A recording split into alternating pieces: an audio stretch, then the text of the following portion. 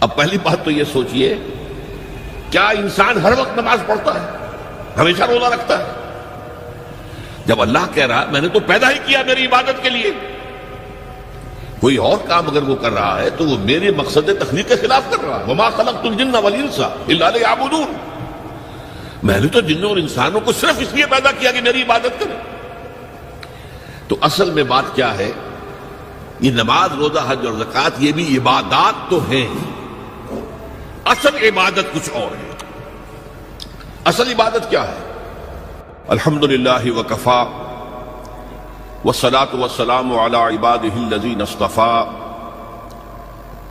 خصوصاً علی افضلہم وخاتم النبیین محمد الامین وعلی آلہ وصحبہ اجمعین۔ اما بعد فاعوذ باللہ من الشیطان الرجیم، بسم اللہ الرحمن الرحیم۔ رب اشرح لی صدری ویسر لی امری واحلل عقدۃ من لسانی یفقہوا قولی۔ اللہم ربنا الہمنا رشدنا واعذنا من شرور انفسنا، اللہم ارنا الحق حقا وارزقنا اتباعہ وارنا الباطل باطلا وارزقنا اجتنابہ، اللہم وفقنا لما تحب وترضى، آمین یا رب العالمین۔ معزز حاضرین اور محترم خواتین، السلام علیکم ورحمۃ اللہ وبرکاتہ۔ آپ کے علم میں ہے کہ میرا آج کی گفتگو کا عنوان ہے کلمہ طیبہ، اور اس کے حوالے سے یا اس کی روشنی میں ہمارے دینی فرائض۔ بچپن میں مجھے امید ہے کہ بہت سے لوگ خوش نصیب ایسے ہوں گے اس مجمع میں جن کی تعلیم کا آغاز قاعدہ یسرنا القرآن سے ہوا ہو یا نورانی قاعدے سے ہوا ہو، اور پھر اس کے بعد حضرت مولانا مفتی کفایت اللہ رحمۃ اللہ علیہ کے کتابچے تعلیم الاسلام جو ہے انہیں پڑھائے گئے ہوں۔ ظاہر بات ہے کہ آج کل وہ رواج ختم ہو چکا ہے، آج کا ہمارا دور مادہ پرستی کا ہے۔ ہماری تعلیم میں بھی آپ کو معلوم ہے کہ کنڈر گارڈن جو ہے اس سے بات شروع ہوتی ہے، اور ممی اور پاپا یہ الفاظ جو ہیں وہ بچوں کو سکھائے جاتے ہیں۔ اللہ اور اس کے رسول کا نام عام طور پر نہیں پڑھایا جا رہا، لیکن یاد ہوگا آپ کو کہ اس سلسلے میں سب سے پہلے ایمان مفصل، ایمان مجمل یاد کرائے جاتے تھے، ایمان کیا کیا ہے، پھر 6 کلمے پڑھائے جاتے تھے۔ یہ 6 کلمے یوں سمجھیے کہ اسلام کی تعلیمات کا لب لباب اور خلاصہ ہے۔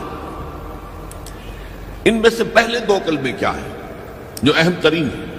کلمہ طیبہ، لا الہ الا اللہ محمد الرسول اللہ صلی اللہ علیہ وسلم، یہ مختصر ترین کلمہ ہے، اسے ہم کلمہ طیبہ کہتے ہیں، اور یہ سمجھیے کہ ہمارے دین کی جڑ اور بنیاد اور اساس ہے۔ دوسرا کلمہ اسی میں لفظ شہادت کا اضافہ ہو کر اشہد ان لا الہ الا اللہ واشہد ان محمد الرسول اللہ صلی اللہ علیہ وسلم۔ یہ کلمہ شہادت جو ہے یہ اسلام میں داخلے کا شاہ درا ہے۔ شاہ درا، در کہتے ہیں دروازے کو، شاہ درا بہت بڑا دروازہ ہے۔ جو لوگ دلی سے واقف ہیں انہیں یاد ہوگا، معلوم ہوگا کہ دلی جو ہے وہ جمنا ندی یا جمنا دریا کے مغرب میں واقع ہے، اور مشرق سے جو بھی آتا ہے یو پی سے، اس کو پہلے ایک قصبے سے گزرنا پڑتا ہے جس کے بعد پل آتا ہے جمنا کا، اور اس قصبے کا نام ہے شاہدرہ۔ اسی طرح کا شاہدرہ ایک لاہور میں ہے۔ لاہور جو ہے وہ راوی کے جنوب مشرقی کنارے پر ہے، آباد ہے شہر۔ اب جو بھی پشاور سے، سرحد سے، اسلام آباد سے، پورے پنجاب سے لوگ آتے ہیں تو انہیں لاہور میں داخل ہونے کے لیے دریائے راوی کراس کرنا ہوتا ہے، لہذا وہاں بھی ایک قصبہ ہے جس کا نام شاہدرہ ہے۔ شاہدرہ یہ بڑا در ہے کہ جس سے داخل ہو کر آپ دلی میں یا لاہور میں داخل ہوں گے۔ اسی طرح میں نے عرض کیا کہ اسلام میں داخلے کے لیے شاہدرہ جو ہے وہ ہے اشہد ان لا الہ الا اللہ واشہد ان محمد رسول اللہ صلی اللہ علیہ وسلم۔ آج میں انہی 2 کے حوالے سے آپ کے سامنے کچھ باتیں رکھ رہا ہوں، باتیں بالکل بنیادی ہیں، اور میں سمجھتا ہوں کہ آپ کے ذہنوں کے اندر موجود ہیں۔ صرف یہ ہے کہ آپ نے شاید زیادہ کبھی شعوری طور پر توجہ نہ دی ہو اور ان کے بارے میں کہیں گہرا غور و فکر نہ کیا ہو۔ دیکھیے پہلا جز کیا ہے؟ لا الہ الا اللہ، کلمہ توحید ہے یہ، اللہ کے سوا کوئی معبود نہیں۔ اب اس کا تقاضا کیا ہے؟ اور دوسرا جز ہے محمد الرسول اللہ صلی اللہ علیہ وسلم، اس کا تقاضا کیا ہے؟ اللہ کے سوا کوئی معبود نہیں، معبود برحق صرف اللہ۔ اس کا کیا مطلب ہے؟ عبادت صرف اس کی ہوگی، کوئی معبود نہیں اللہ کے سوا، عبادت اسی کی ہوگی۔ اس عبادت کا مفہوم کیا ہے؟ قرآن مجید میں بہت سے انبیاء کی اور رسولوں کی دعوت بیان ہوئی اور نام بنام کہا گیا۔ ان کی دعوت کیا تھی؟ ان اعبدوا اللہ ما لکم من الہ غیرہ، اللہ کی عبادت کرو، تمہارا کوئی الہ اس کے سوا نہیں۔ اس کے ساتھ ہی بعض صورتوں میں ایک لفظ کا اضافہ ہوتا ہے، سورہ شعراء میں ان اعبدوا اللہ واطیعون، عبادت اللہ کی کرو، میری اطاعت کرو۔ تو اللہ کی عبادت کیا ہے جس کے لیے سورہ زاریات میں فرمایا وَمَا خَلَقْتُ الْجِنَّ وَالْإِنسَ إِلَّا لِيَعْبُدُونَ، میں نے نہیں پیدا کیا ہے جنوں اور انسانوں کو مگر صرف اس لیے کہ میری عبادت کریں۔ تو معلوم ہوا کہ لا الہ الا اللہ کا تقاضا کیا ہے؟ ہمہ تن ہمہ وقت اللہ کی عبادت۔ یہ عبادت کیا ہے؟ بدقسمتی سے مسلمانوں پر جو زوال آنا شروع ہوا خلافت راشدہ کے بعد سے، ایک زوال اسلام کا شروع ہو گیا، اگرچہ مسلمانوں کا تو عروج جاری رہا۔ دور بنو امیہ میں، دور بنو عباس میں دنیاوی اعتبار سے سطوت، شان اور شوکت بڑھتی چلی گئی، لیکن اسلام جو ہے اس کے اندر زوال شروع ہو گیا۔ سب سے پہلا زوال کیا آیا؟ وہ خلافت کہ جو مسلمانوں کو اپنے میں سے کسی بہترین شخص کا انتخاب کر کے جس کا تعین ہونا چاہیے تھا، وہ خلافت موروثی عہدہ بن گئی، خاندانی بات بن گئی، قبائلی بات بن گئی۔ یہ ہمارے زوال کا پہلا مظہر تھا۔ بہرحال اس کے بعد رفتہ رفتہ ہمارے تصورات بھی کچھ محدود ہوتے چلے گئے، ہوتے ہوتے بات یہاں تک پہنچی کہ عبادت کا مطلب ہے نماز، روزہ، حج اور زکوٰۃ۔ اب پہلی بات تو یہ سوچئے، کیا انسان ہر وقت نماز پڑھتا ہے، ہمیشہ روزہ رکھتا ہے؟ جب اللہ کہہ رہا میں نے تو پیدا ہی کیا میری عبادت کے لیے، کوئی اور کام اگر وہ کر رہا ہے تو وہ میرے مقصد تخلیق کے خلاف کر رہا ہے۔ وما خلقت الجن والانس الا لیعبدون، میں نے تو جنوں اور انسانوں کو صرف اس لیے پیدا کیا کہ میری عبادت کریں۔ تو اصل میں بات کیا ہے؟ یہ نماز، روزہ، حج اور زکوٰۃ یہ بھی عبادات تو ہیں، اصل عبادت کچھ اور ہے۔ اصل عبادت کیا ہے؟ عبد کہتے ہیں غلام کو۔ غلام پچھلے زمانے کا تصور کیجئے، یہ ایسا نہیں تھا جیسے آپ کسی کو ملازم رکھ لیں۔ آج امپلائر امپلائی ریلیشن شپ یہ اور ہے۔ آپ نے کسی کو ملازم رکھا ہے، فرض کیجئے دہاڑی پر رکھا ہے، وہ 8 گھنٹے کام کرے گا، پھر چھٹی کرے گا، اس کے بعد وہ آپ کا کوئی تابع نہیں ہے، آپ کا غلام نہیں ہے، بلکہ آپ کا بھی ایک ہی ووٹ ہوگا، جب الیکشن ہوگا اس کا بھی ایک ہی ووٹ ہوگا۔ تو اصل میں غلام جو ہوتا تھا وہ ہمہ وقت، ہمہ تن، ہمہ جہد، ہمہ وجوہ بندگی کرتا تھا، اطاعت کرتا تھا۔ ملازم کہہ سکتا تھا کہ میرے تو اوقات ختم ہو گئے۔ آپ نے کسی کو رکھا خانسامہ کی حیثیت سے، اور فرض کیجئے ابھی فلش سسٹم نہیں آیا تھا تو بیت الخلاء جو ہے آپ جس طرح کے ہوتے تھے سب کو یاد ہے۔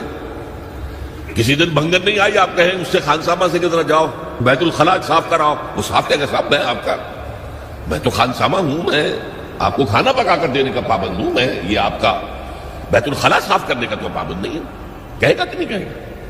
لیکن غلام نہیں کہہ سکتا۔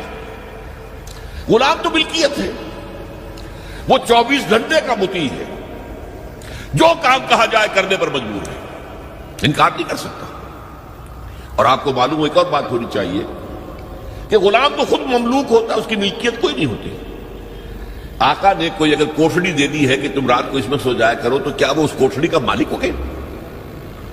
آقا نے کوئی چارپائی دے دی ہے اس پر سویا کرو تو کیا چارپائی کا مالک ہو گئے؟ نہیں، قطعاً نہیں، خود مملوک ہے۔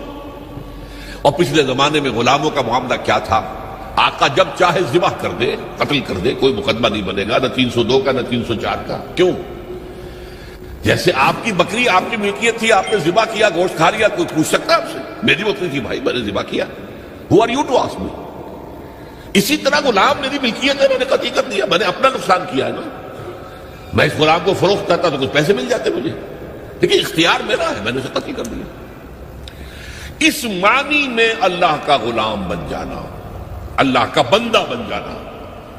یہ بندہ جو ہے یہ فارسی کا لفظ ہے، عبد عربی کا لفظ ہے۔ عبد سے عبادت بنا، بندے سے بندگی بنا۔ چنانچہ شیخ سعدی کا شعر ہے مشہور، جو مسجدوں میں پہلے لکھا جایا کرتا تھا۔ آج کل تو ہمارا نئی قسم کی مسجدوں کے ڈیزائن بنتے ہیں نا، پچھلے زمانے میں کیا ہوتا تھا؟ اس در کے اوپر چوکٹا بنا ہوا ہے، روز محشر کے جان گداز بود اولی پرسش نماز بود۔ وہ قیامت کا دن جو بہت سخت ہے، پہلا حساب نماز کا ہوگا۔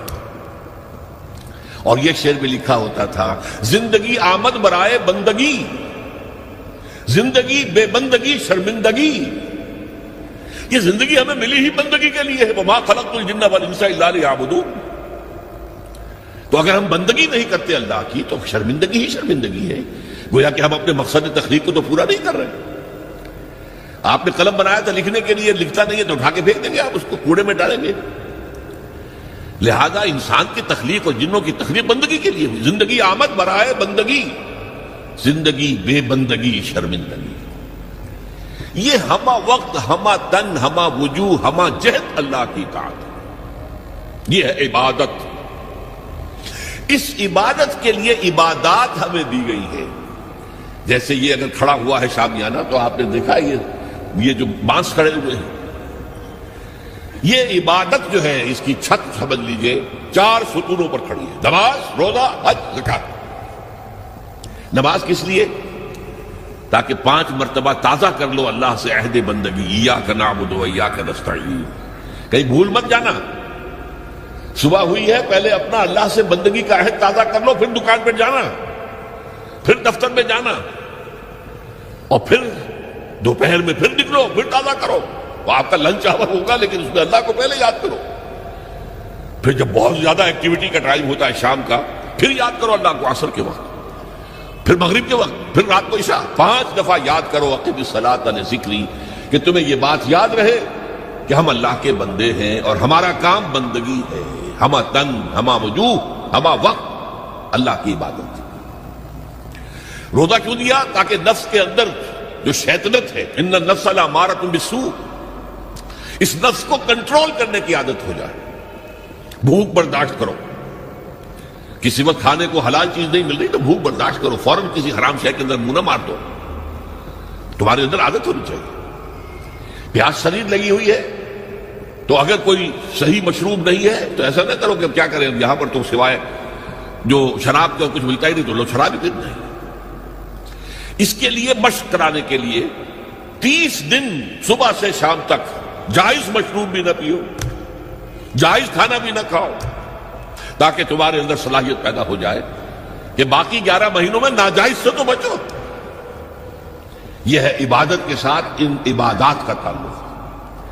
ایک بڑی ہمارے اندر جو ہے نفس کی خواہش، دولت پرستی، اس کو نکالنے کے لیے صدقہ، خیرات، انفاق، خرچ کرو، تاکہ یہ دولت کی محبت دل میں سے کھرچی جائے۔